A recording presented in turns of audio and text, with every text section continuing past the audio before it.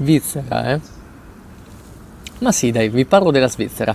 Ve la racconto con un flusso di pensieri, alla James Joyce. Voi mi dite Svizzera? Io vi rispondo Pini. Pini dappertutto. Pini Pinocchio. Pinocchio Geppetto. Geppetto falegname e... No, aspetta, qui non andiamo da nessuna parte. Quando facevo il giardiniere, il boss mi ha detto che i pini sono gli alberi più facili da sradicare, perché hanno delle radici che vanno giù in verticale. Guardate qua, quanti pini. Anche quando faccio la pausa pranzo, senza neanche rendermene conto, dietro ho dei pini. Pausa pranzo. È mezzogiorno e fa caldissimo, quindi ci vuole. Dopo riprendiamo il passo. Quel passo. Sì, il passo del forno, un passo pieno di pini. Attenti a stare al passo e chiudo. E ricordo, dal passo poi sono finito nella riserva naturale svizzera, dove non mi potevo fermare perché è vietato campeggiare. E anche lì, indovinate un po', è pieno di pini dappertutto. E parlando di passi ne ho fatto un altro in Svizzera, ancora più alto, ancora più faticoso. E lì in realtà c'erano pochi pini, perché mi trovavo a 2380 metri. Però c'era un lago. E c'era un lago anche vicino alla città di Davos. Infatti si chiamava il lago di Davos. Molto carino, caratteristico, con una montagnola dietro e le barchette in mezzo. Voi dite barca? Io dico sardine. Fare queste salite senza colazione non è una grande idea, quindi adesso mangio un po' di sardine.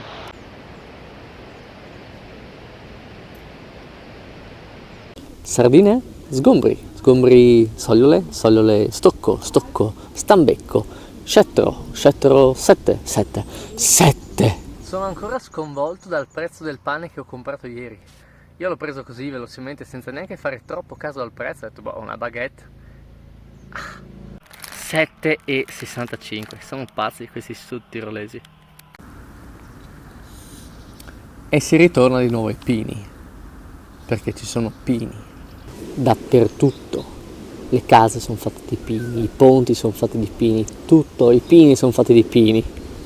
E sapete qual è l'ironia dei pini? È che da vivi sono immobili, ma quando muoiono diventano mobili.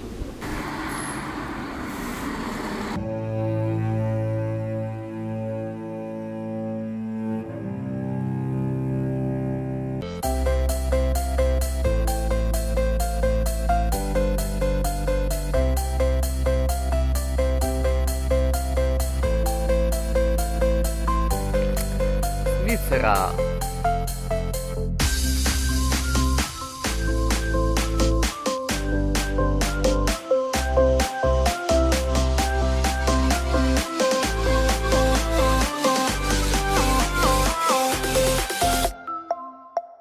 Non so come mai oggi sono stremato, sfinito. E dobbiamo fare anche un passo di montagna.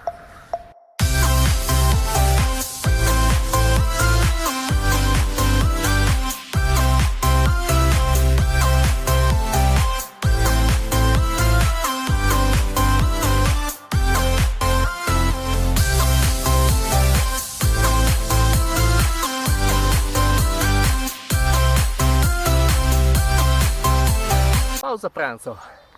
È mezzogiorno e fa caldissimo, quindi ci vuole. Dopo riprendiamo il passo.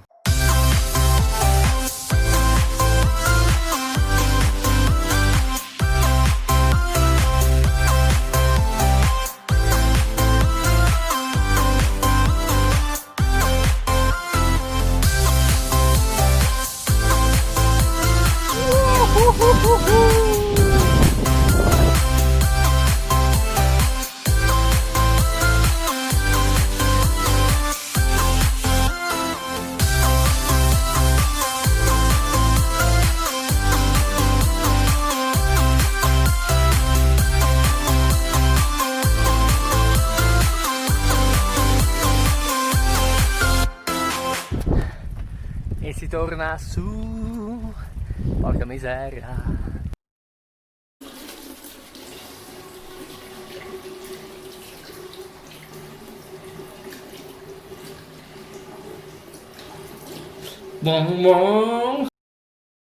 Mi trovo in un paesino, anzi ormai l'abbiamo già superato, che si chiama Zusk o Susk o Susk, non so come si lega.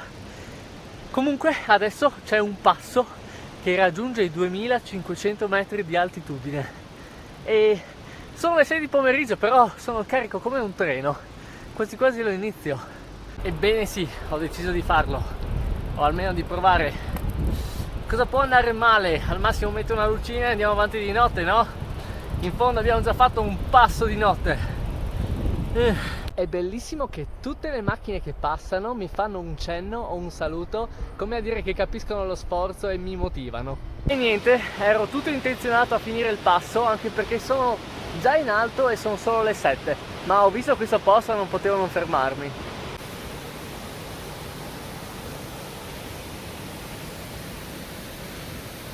Oh oh! Ci sono anche i funghetti, di che non li conosco, se no... Guarda qua, top!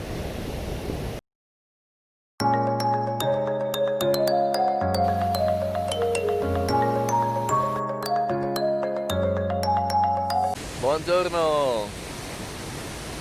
Spero che nei prossimi giorni non scenda ancora la temperatura, perché oggi ho indossato veramente tutto quello che ho e ero al limite.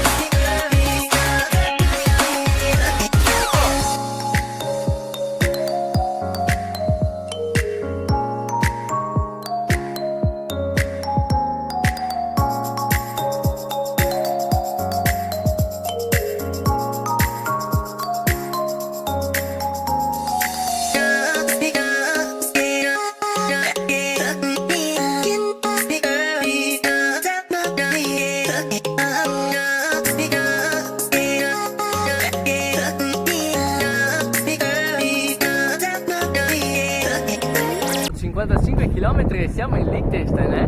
Non mi sento più le gambe, non so se raggiungiamo Anna, però il Liechtenstein ci vuole.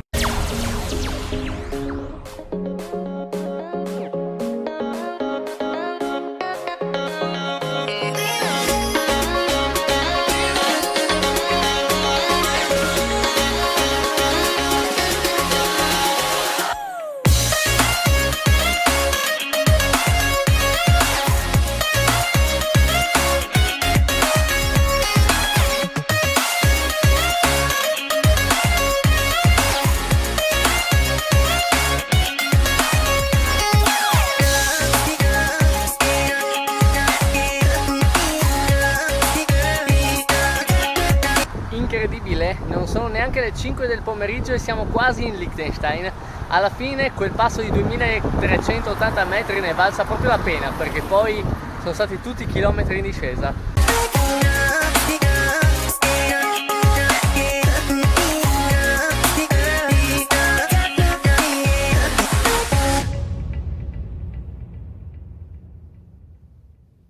Dalla Svizzera poi io mi volevo anche fermare prima del Liechtenstein per dormire durante la notte, però è arrivato un acquazzone e iniziava a fare buio e non trovavo neanche un posto, quindi aspetta, questa è un'altra storia.